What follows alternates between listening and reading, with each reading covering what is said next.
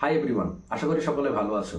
মাদ্রাসা service কমিশনের জন্য তোমরা যত বেশি প্রস্তুতি নিচ্ছ এবং পরীক্ষা যত বেশি এগিয়ে আসছে, তোমরা একটা জিনিস বুঝতে পারছো, তোমাদের কেমন যেন সবকিছু সাবজেক্ট গুলিয়ে যাচ্ছে এবং তোমরা জানো যে তোমাদের নেগেটিভ মার্কিং আছে। সেই জন্য পরীক্ষার হলে সবকিছু যদি বেশি গুলিয়ে যায় তাহলে নেগেটিভ হবার সম্ভাবনা বেশি রয়েছে।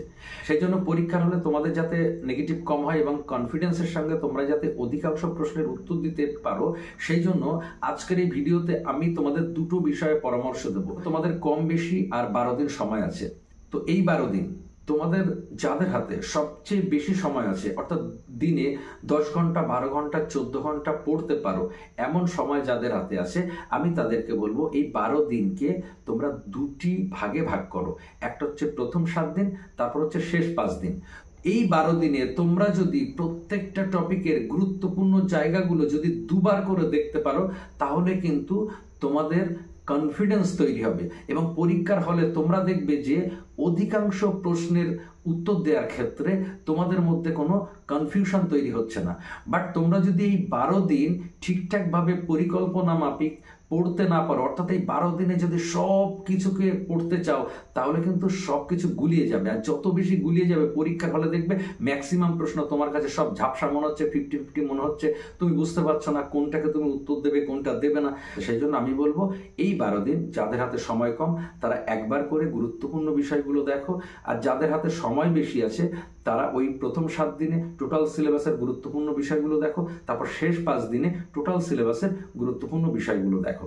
এবং শেষে তোমাদেরকে একটা কথা বলবো যে এই সময় তোমাদের মধ্যে অনেক রকম ভাবনা আসবে, সব থেকে বেশি নেগেটিভ ভাবনা আসবে। কারো কারো মনে হতে পারে আমার বোধহয় হবে না, আমি বোধহয় পারবো না। একটা কথা মাথায় রেখো, তুমি ভাবছো তুমি বোধহয় পারবে না, তুমি কি করে জানো? তুমি কি করে জানো তুমি পারবে না? তুমি কি এখনো পরীক্ষার হলে গেছো? বাট তুমি তোমার মনকে এইভাবে বোঝাও যে আমি তো এখনো পরীক্ষার হলে যাইনি, আমি তো এখনো পরীক্ষা দিইনি, তাহলে আমি কেন আগে থেকে ভাববো যে আমার দ্বারাই হবে না? হতে তো পারে, পরীক্ষার হলে গিয়ে তোমার সাথে মিরাকেল কিছু ঘটে যেতে পারে। সেই জন্য আমি বলবো তোমার দ্বারাই হবে না, তোমার দ্বারা সম্ভব না, সবকিছু গুলিয়ে যাচ্ছে, এখন ভাবার কোনো অবকাশ নেই।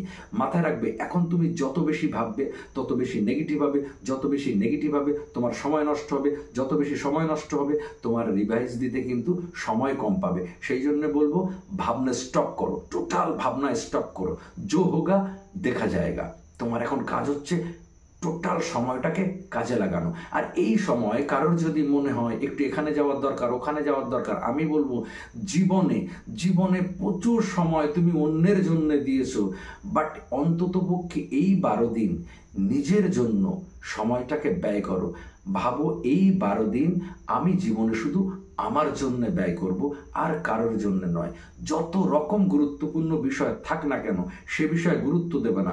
মাথায় রেখো এই 12 দিনে তুমি পড়া বাদে যদি অন্য কিছুকে বেশি গুরুত্ব দাও, যেটা গুরুত্ব না দিলেও চলে যেত, তাহলে মাথায় রেখো তুমি এসএলএসটির চেয়ে সেই বিষয়টাকে বেশি গুরুত্ব দিচ্ছ।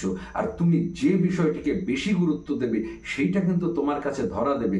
যেহেতু তুমি এসএলএসটিকে ইগনোর করে অন্য বিষয়কে গুরুত্ব দিচ্ছ, তার অর্থ হচ্ছে কিন্তু এসএলএসটি তোমার কাছে ধরা দেবে না। এসএলএসটি তোমার কাছে তখনই ধরা দেবে যখন তুমি এসএলএসটির জন্য পাগল হবে। আমি আমার এক্সপিরিয়েন্স থেকে তোমাদেরকে বলছি, অন্ততপক্ষে এই 12 দিন মাথা ঠান্ডা রেখে, কোনো টেনশন না করে, কোনো রকম ক্যালকুলেশন না করে, শুধুমাত্র যদি প্রত্যেকটা সাবজেক্টের প্রত্যেকটা টপিকের গুরুত্বপূর্ণ বিষয়গুলি যদি ঠান্ডা মাথায় একবার ভালো করে দেখে যেতে পারো, তাহলে খেয়াল রেখো পরীক্ষার হল কিন্তু তোমার জন্য থাকবে। আর পরীক্ষার হল যখন তোমার জন্য থাকবে তখন কিন্তু তোমার সাথে মিরাকেল কিছু ঘটে যেতে পারে। সকলে ভালো থাকো, সুস্থ থাকো, ধন্যবাদ।